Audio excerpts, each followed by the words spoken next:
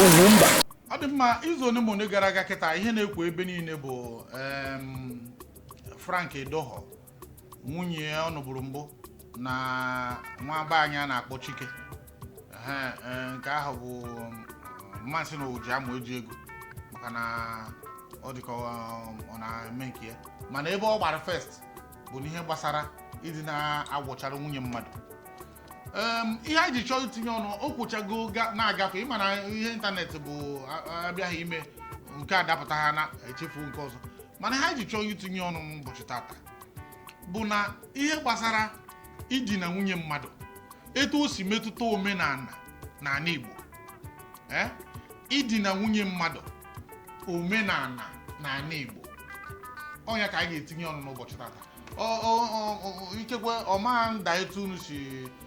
ikekwe ụfọdụ n'ime anyị si na-atụ anya kpụta gbuo ikekwe o nwere ụzọ ọzọ anyị nwere ike isi tinyetu ya anya mana mgbe m na-ekwu anyị unu ga-ama na mụ na Epetike nọ ebe a Epetike ndị Igbo Ugwumba odogwu na-abụ onye m ọkwa ezoka ahụ eri udene atụtụ ngige mana esokwe nga eri udene asị m ezuo ke ndị zuru n'ọkwa mụ na gị nọ ebe anyị nwere ndị ọzọ ukwu ha n'okwu ha ga-eri tinye n'ude nwere ike tinye nchi ezoka ha tanchi eso na nke ahụ okay ọ dị mma Epetike ka ihe hụrụ n'okwu Chike na nwunye Frank Edoho mgbe ya bụ ihe na-eme a sị na ihe ọjọọ na-atọ amụ ụmụ nwaanyị ndị ọnọ na di achọ dị na ndị gbapụ na di na-akụrụ Chike aka nọ na edi na ncha n'ọmụ eme ha anaghị enwe aṅụrị na ebe ọ bụ na nwunye Frank sị na Frank ji wee di na nwaanyị o ji odi na nwaanyị gịnụ ntị ihe a bụ ime obi eziokwu anyị adacha okwu mma ha mekwu na ka ndata ego ha ekwu ya ka ịkọrọ m aka ihe na-ekwu bụ nke ya dị chukwu mma dị ya na mma dị ndị egere mma gịnụ ntị Chike bụ Frank Edoho nwoke ka ọ bụ na African tradition o nwere right ịnụ so many wives and o nwere ajụjụ ndị be anyị na-ajụ na ekene ndị be anyị na-ekene abasịgo ike ka imekwa na ezinụlọ kwanụ ezi n'ụlọ ezi means ndị anọ n'ilo na ndị nọ n'ụlọ ndị a na-enyere aka you might not like the interpretation you might not like it mana Igbo ka ọ bụ ekene ndị nnukwu nna nna anyị ha gbadata kịta gee ntị aha m ekwu okwu Frank na o jere di na nwaanyị n'ilo mana o dina n'ime nke abụghị cross to bia because na ihe ebuchada wa mfe ibe otu mana nke nwa bụ nwaanyị a na-anụ i wee kpọta nwoke ọzọ na matrimonial bed gị o wee dina gị o nwere mkpụrụ ị na-akụrụ ụmụ gị ịma nwoke tụba nwaanyị mere ezi ọ mụọ nwa sisi kpọta nwa ahụ ọbara ya ọjọọ nọ mana nke nwa nwoke ọzọ tụba gị ime ịmụta nwa asịsị kpọna nwa ahụ ịghọta dị ntụpụta kịta kpọnara onye nwe nwa ahụ na ọ bụ na ka ya anụ gị two things ọ dị ka ije ebe nna gị ihe nna gị ya ajụ gị bụ ị bịarụ kedu mgbe ị na-ana be gị n'ọdụ be ya na ndị interpretation nwaanyị nwunye Frank Owotebi wee je mepere nwatakịrị Chike na-ekwere 33 nke nwa 42 imepere ya ọtọ gị ọ na-amagoro gị na-amatu ị na-enwe aṅụrị ụmụ gị if they are not seeing that thing will haunt them if they see they are not saying anything it will follow them kịta adọsa na ịpụọ kịta n'ilo mebi ka ije kwuo agụ afọ ọnụ Chike na onwe gee ntị ka nkọwara gị onye Igbo ka ịbụ atatịrị ekwezighị na nwaanyị mana enugbo ịnụọ nwaanyị ụmụ nwoke ọzọ ga na-edina nwunye gị ha na-ese nwunye ka sịga ịbịakwa nke na-eso okwu chere ka m tinyere ihe ha ofu bụ ọ bụrụkwanụ na Frank amaghị eme ma ọ bụ na ọ na-ewepụta ohere ka ọrụ ahịhịa n'ugbo ya ị ga-asị nwaanyị akwụrụ onye mezina ị ga-asị aga ugbo ya nke ịbụọ bụ ya ịkwado na Chike na-eje na nwunye ya jee nu breki na anyị ka ga-eru ebe ahụ akwa nke akwa tata asị m na ndị mmadụ na ebe anyị ga-esi bịa tata ga-adị iche na ajụ ka njụrụ gewenụ ntị aga m ga-abịa hapụ ya na anụkwu gagba azụ ya bụ na ọ bụrụ na ị bụ nwoke na mmụọ kwenyere mmụọ ga-asị biko na mgbe ochie ọ bụrụ na ị ma ha eme ikekwe ọ bụrụ na ihe mgbadike ụwa ọgụ ada arụ ọrụ na ịda atụ nwaanyị ime a na-akpọtọ mmadụ si abịa mee ya ma ọ bụ ahapụ nwaanyị aga na-eziga ama ihe na mmiri na ọbara na-arụ ọrụ mmiri na ọbara dị nwaanyị na ahụ si egbuzi na ụmụ nwaanyị ya bụ ọ bụrụ na igwuote ya bụ ihe ịma ha etu esi eme ma ọ bụ ide ekwe eme ma ọ bụ na e nwere ihe na nwaanyị bụ onye ga-arụ ya ahịhịa ọ rụcharụ ọ ya ka o jizi na Baịbụl fornication na adultery anyị kpọrọ ya ịkwa iko ya bụ a ga na-akwa iko mmadụ sịrị aga na-ese gị ị na-akwa nwunye mmadụ mgbe chere ka ruo na nke ahụ ka eche ka ruo ihe mebu na ịzabeghị mana chere ka ruo na nke ahụ oke ịchọ ka Chike bịara na-akọ n'ọrụ jenu breki mgbara ka hapụ nke ahụ ka m tie ekwebe nọ Chike mụnwa bụ epetike ndị Igbo Chidi Chidera si gị rijuo nsị ọnụ ịnụọ nwaanyị ụmụ nwoke ọzọ ya abịa na-arụ nwunye ya ife maka biden ife iji ihe mmiri mmụọ ga-agwụna David malitere okwu ya ekwe okwu na dịka ogbe ọ ga-akwụ ọtọ o wee jee tụtụrụ nwunye ya Uriah kwe dee ya mmiri bojedman na ọbata field egbuo na diọkpara ya maka akụ ifulana ọ na-echi ụgwọ diọkpara ya wee nọ na Enubia mgbe ahụ nne ịma na nne na-adịbeghị ya m nne ndebe ahụ wee nọ n'Enube na-apịa nwunye ya ọkụ nya nwunye David abomination epetike ngwa chere ka m bịa ka anyị tinyezi ya ọnụ ịma na ihe anyị na-ekwu bụ omenala Igbo continue ịma na mgbe ochie ọ bụrụ na ị pụọ anụ gị na nwoke nụọ ọgụ maọbụ gbaa mgba imerie ya bụ onye gị na ya gbara mgba ịma na ị nwere ike ịkpọrọ nwunye na ọkwụ mana ọ dị legal na Igbo na omenala Igbo na mgbe ochie gịnị ntị n'ebe ọbụla ọ bụrụ na ị bụ ọkamgba gakwuru nwoke ahụ kwete ka gị na ya imeri ha anya ibu na Baịbụl ọ na all spoils of work a na-akpọ ya ịkpọrọ ụmụ nwaanyị kpọrọ ndị ahụ dị mma kpọchara ụmụ ihe na ọ dị n'omenala Igbo na ị na-arụ mmadụ nwunye na mgbe ochie for whatever reason na nwaanyị fụrụ gbasoro ọ dịghị mma na ị na-emete nke ma ọ na-emete nke ọzọ n'omenala Igbo ọ bụkwa ruo kema na ọ bụrụ na ị nwere ihe mere nwoke ahụ dịka na igburu nwoke egbu etu a David si wee gaa gbuo Uriah ọkwa ya ọsụsụ ya bụ ihe bụ arụ n'omenala Igbo rukwa ma echi n'omenala Igbo nke ndị mgbe ochie ekwere m maka ka ghara ịdị na-eme ihe na gụwa ekwu onye kịta nọ ezi na ụlọ enwere ndị nọ n'ezi nwee ndị nọ n'ụlọ a ga na nwoke emere ikike ihe ya ka ọ na-eri egwusi na-eri ọgbọrọ kama na mgbe ahụ nna m kara nka ana m anụ ka ha na-akọ akụkọ nna m nụrụ ọtụtụ nwaanyị onye mmadụ ka o ji anara ya jenu breki ka nke ọrụ ana m anụ ka ha na-akọ akụkọ mgbe ochie ịnọ etu a ikekwe na enwere onye dịghị mma gị na ya na-akpagbu iwee weta ego ma ọ bụ nọsapụ ahụ nwaanyị ahụ si na be nwoke ahụ gbanatara be gị iwee nabata ya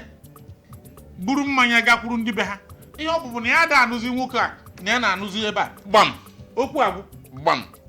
mana tupu nke ahụ ịgbago na a na-akparịgbu akwụ n'azụ gbam na ihe kwuru ana ihe kwuru laikiri bụ na-esidatana o nwere ihe ikwu na ọ bụrụ na nwaanyị gbaso nwoke na-abịa nwoke ma ọ bụ nwoke ji ọgụ merie mmadụ ọ kpọrọ nwaanyị na-abịa n'ọtụbe nwoke maka na abomination nkịta bụdata na Chike na-ejebe Frank eje adụrụ nwunye ya na ọ bụrụ na ọ kpọrọ nwunye Frank na-abịa ejeje adụrụ ya na bed Chike ọ bụrụ problem the problem bụ that na you don't go on a man's matrimonial bed eje adụrụ nwunye na ọ bụrụ na ihe ha na-ekwu bụ na ịkpọ nwaanyị na-abịaghị nwaanyị so jee ebegide dụrụ ya ihe igwe mmadụ ekwu maka na nna ya na nwaanyị ọtụ nwaanyị so mebi ọ dị n'ọbara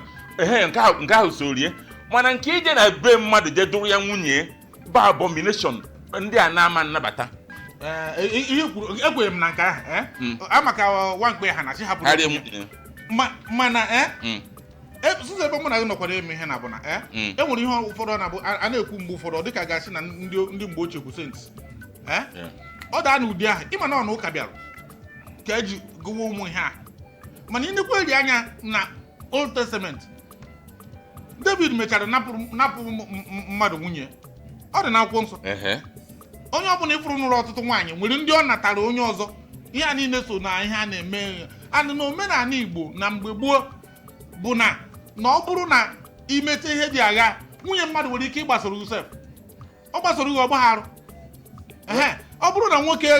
ihe na ya dị arụ ọrụ maọbụ na ọ na-emeta ọfụma maọbụ na a chọrọ enwere nke a na-akpọ nzere agbọ asị oke na ndị ebe a a na-etoto oge a na-amata mma a na-ama akwụkwọ a na-eme a na-enwe ego asị ka aga zere agbọ nwaanyị esi n'azụ gaa ya na nwoke eme in agreement in agreement ọ na-abụ in agreement mana mgbe ụfọdụ ọ bụkwarị na ime ya na-enweghị agreement maka na ịma na ụmụ nwaanyị ihe na-akpali ha na bụ obere ihe ịgbakarị egwu etu a ịfụ ka nwaanyị soro n'anya ime nwaanyị abịa bie ego ọma n'ọgbọ o nwaanyị nọ na di o apụgo m ya n'anya ọ ga-bie ego ọma n'ọgbọ ya bụ na ụfọdụ ihe a na-eme na mgbe ochie bụzi na anyị pụtara n'ihi na ụka apụna oyibo apụna apụta kịta ndị Britain wetara anyị ụka si anyị na ịnụ nwaanyị na-abụ bụ njọ maka na Britain na iwu ha bụ na Margaret Thatcher Queen na nwoke adịghị eke ihe na emezie ya ọ bụrụ iwu na be ha ebutere ya anyị n'ebe a wee na-adọgbu onwe anyị na ọ bụrụ na ịchọ ime ha nne na ọ bụ agreement mana o sokwara nke ịga na bed nwoke maka odide gị na bed ya were ihe kọwa gị isi that is ebe mwa dị asọmọ ịchọkọ ịnụ nwaanyị 40 gbasara m business m na ebe bụ business m bụ datara no matter how small nwoke a ha na harịa nwunye na be nwunye chọrọ gị wee bịara be gị mee ihe ọ bụla ị chọrọ ime nwunye si n'ọnụ wa jekwuo ya mee ihe ọ bụla chọrọ ime ma ọ bụ na nwunye ka nọ na bie na mọtema na bed ya arụ ka ị na-eme so Chike na idozigoro onu ịkọmitiri ya beyond pardon ihe eje kpụwarụ maka na ọ na-enwere ịdị pride nwoke mmadụ kpọọ gị sị ka harịa nwunye ịkadobe ahụ na ịka bụ under 16 na ịka bụta ntam nwaanyị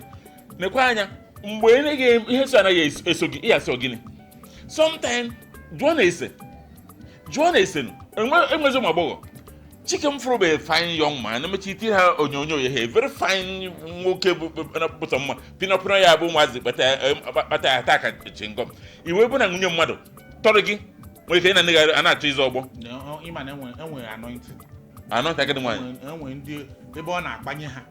bụ ndị nke kara nka nwere ụmụ nwoke ebe ọ na-akpanye ha bụ ndị nke kịrịkịrị ụmụaka nwere ndị ọ na-akpanye na ndị okenye mana ofu nwoke wee ihe siri ọyị ya si ya nwere oke ibiri na ya dị ya pụtazikwa ya akpọrọ ofu oke ibiri ọzọ mgbadiko gba ọgụ ọ ga-akwụkwọ ọtọ nọ ya ka ya ji na-achọ ụmụ